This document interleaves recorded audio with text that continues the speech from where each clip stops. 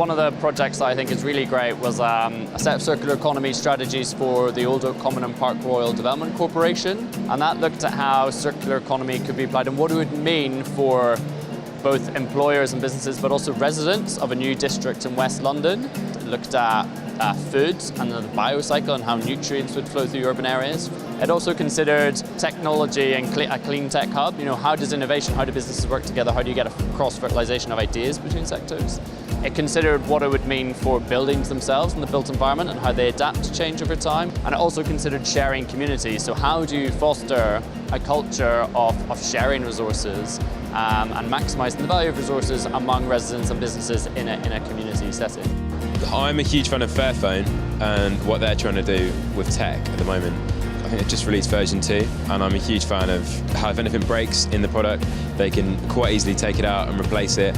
I know they started at Makerversity in Amsterdam as well, and yeah, I'm a huge fan of what Fairphone are doing. I think it would be prudent not to mention the Waste House in Brighton, which I think is a really nice, simple and practical way of being able to apply circular principles and can actually be mainstreamed probably in terms of lots of people being able to adopt those principles.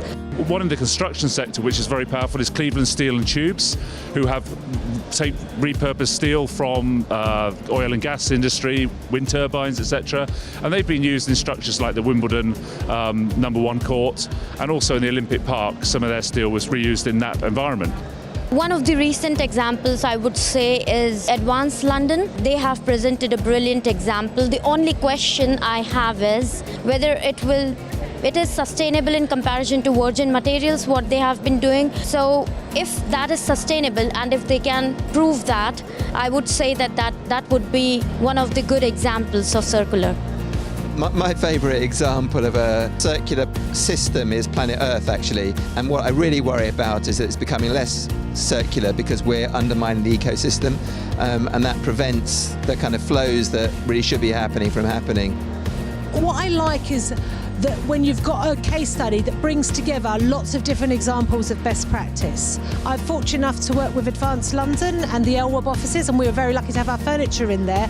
But I've heard today about some of the other suppliers that have been put in there, and actually that's a great opportunity for anyone who wants to see how should I approach this. If you can find someone that's pulled together lots of different suppliers and see how fantastic the result is, then that's a great case study.